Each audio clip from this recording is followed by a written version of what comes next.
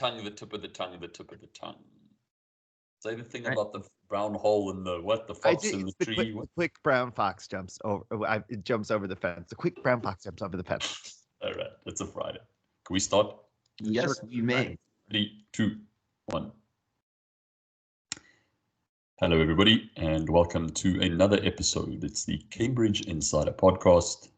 We appreciate every single one of you that is listening this afternoon, this evening, this morning, wherever you might be. As per usual, joining me on the West Coast, Mr. Craig Betson. How are you, buddy? Oh, it's so we're recording this on a Friday. I'm excited. This will be in our listeners' ears on a Monday and video now. So we're on YouTube. And so I'm feeling really good. It is sunny here in Seattle, sunny and cold. Sunny and cold. I don't know. What do they call that in the English language? An oxymoron? Is that right? It's like a paradox. Anyway, we're not going to go into Stephen's substandard education. Quick question. Very important to ask you. We are recording this the week after Thanksgiving. Did you fill your stomach with delicious turkey? I did.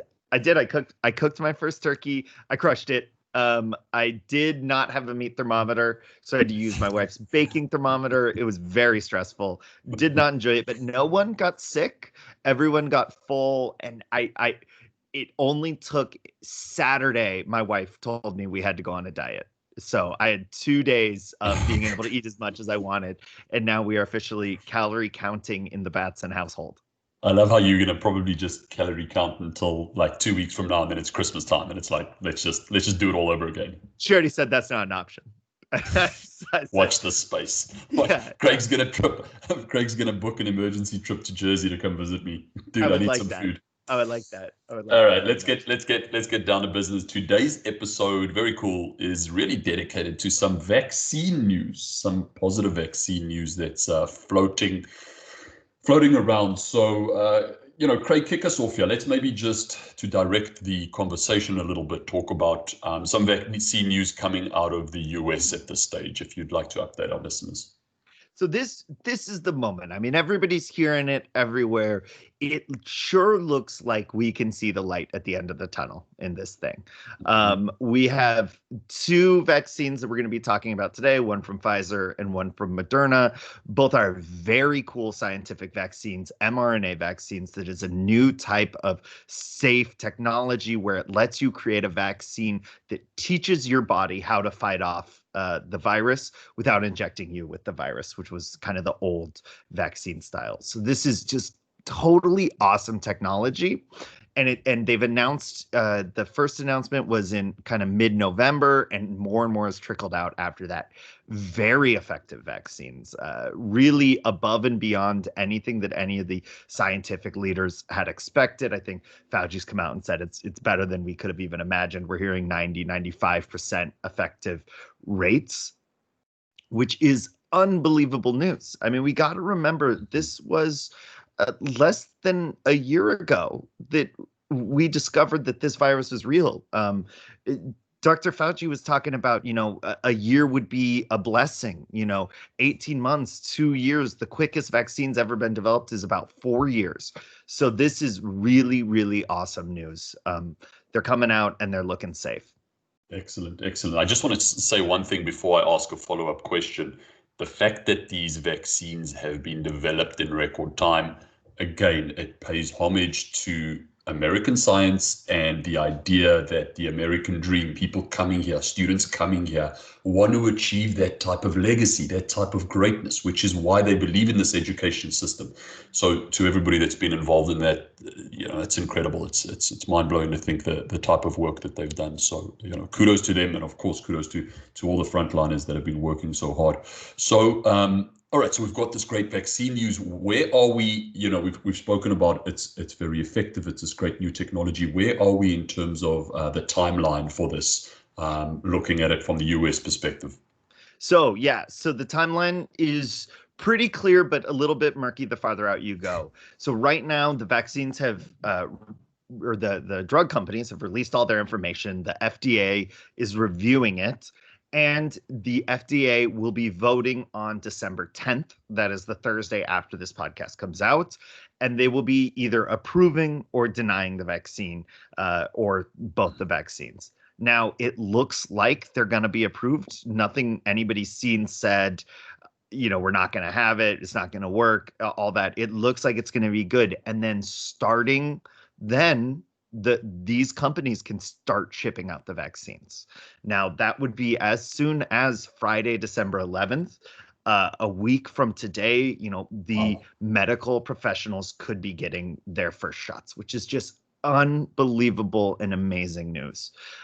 It's looking like they voted. The government said who's going to get it first as part of Operation Warp Speed, that it's going to be medical professionals and people in, kind of senior nursing homes. So these are two very vulnerable groups that will be the first vaccinated. Understandable, of course.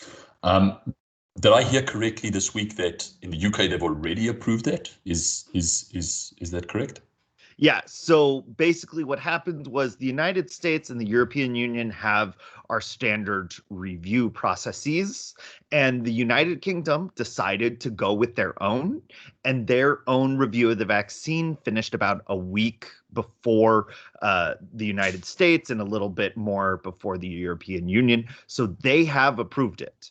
So this is for, the United Kingdom, and this is, great news for those people. Myself personally, I'm happy to wait until the FDA takes another week to decide this. The European Union's regulators also looking at. I personally am excited. The more people that look at this, look at the science, that are experts and say, this is a safe vaccine and it's going to make our lives better. And so far, that's what everybody's saying. Mild side effects, very, very mild. Most happen within 1 or 2 days. And it's just a slight fever, some body aches, typical vaccine feelings. Yeah. I got a flu shot the other day, and I felt some of those typical flu shot day after blues. So this is obviously excellent news for the world. I mean, this means at some stage in the future, and we don't have a timeline. We want to make sure our listeners understand we don't have an exact timeline. We're updating you as this becomes prevalent, and as these things happen, you'll hear the news first. Yeah, this is obviously excellent news. People hopefully being able to get back to some idea of normal life, being able to travel, being able to see loved ones, being able to go about their daily lives. What does this mean for our industry, in particular, international education, Mr. Batson? I'm feeling good. We talked last week, the numbers are in and they're low, but if we can get back to normal, if we can start getting the schools open, in-person learning, not only is this important for our society, but we can start recruiting students again. And so we're really looking at, hopefully, the light at the end of the tunnel, where we can start to build back better, which is what we've been talking about on this podcast, working on resilience, making sure that we understand the market. We know what we're doing to get these students and educate them as best as possible. Hopefully, this is probably the most hopeful I've been in the past, year. And I think we're going to be having kids in the country for in-person learning, by next August, September, and we'll have our students back, and we'll have our lives and our jobs back, and we'll be able to continue the education of these young people.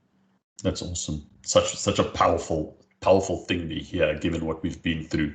And again, not just for us in this industry, I think for people around the world that have been affected by this.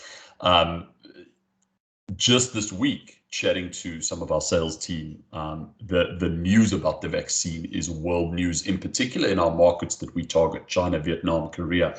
Those are markets that are talking a lot about this vaccine. They're excited that there's this light at the end of the tunnel, and we are seeing from our side an uptick in interest, an uptick in application, and an uptick in interviews coming through for schools. So we're already, just within this first 2 weeks of us hearing the news, we're already seeing the positive side effects of the vaccine. And I want to agree. I'm seeing the uptick. It's small, but it's noticeable. But it's really coming in first for the top schools, for the schools that are well priced, highly academic, working hard. So we want to make sure everybody listening to this, and if you're listening to this, you're already doing better than most schools, is you're looking at the market and you're saying, how can we best position ourselves to succeed? And that's where you can reach out to the Cambridge Network and we can discuss this with you and work on the different ways. So hopefully we're hearing this from you. Hopefully you're reaching out and hopefully you're ready to build back better. Absolutely. One of the strategies that I quickly just want to share, I shared it with one of my schools this week, was really talking about those fringe students, if you will, that maybe don't quite have the English ability to be able to, succeed in that first few months at your school.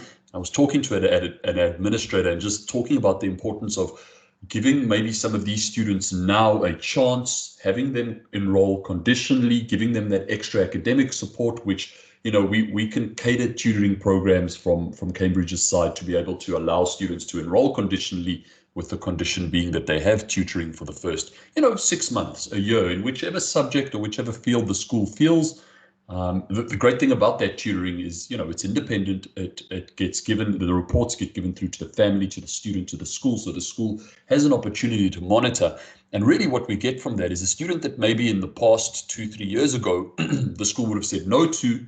In these market conditions, the school has the opportunity to start saying yes to these students. We have the tools to make that student successful, and the student gets the opportunity of a lifetime where, hey, maybe they wouldn't have made it back in the day, but the school's willing to invest in them. They have these great academic products that they can give them.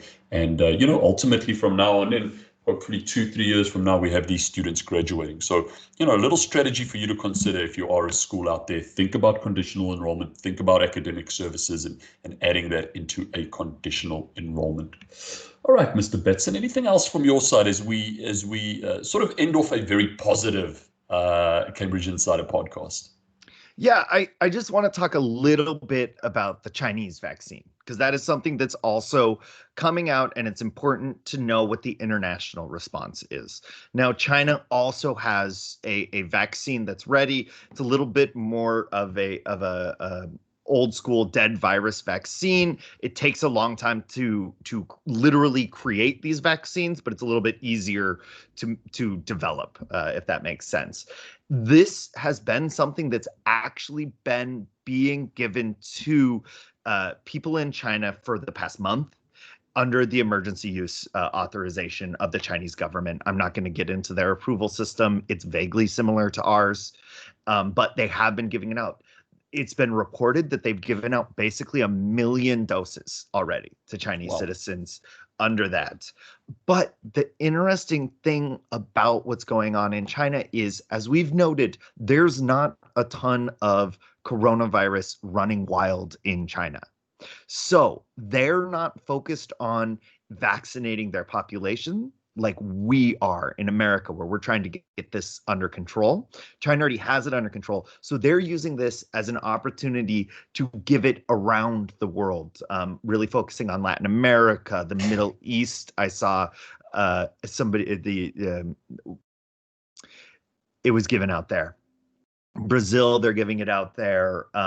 But one thing that they are focusing on is if a Chinese citizen is wanting to get the vaccine and they have a reason for it, say they're traveling abroad, then they can get it. It is an option for them. It's not necessarily an easy option, but it is something they can get. So this would be something that we should be looking at, that's saying, oh, if our students are gonna come here, they can hopefully come pre-vaccinated, so we don't have to worry about that. Mm-hmm. So China also has their own vaccine. They're not preemptively giving it to everybody right now.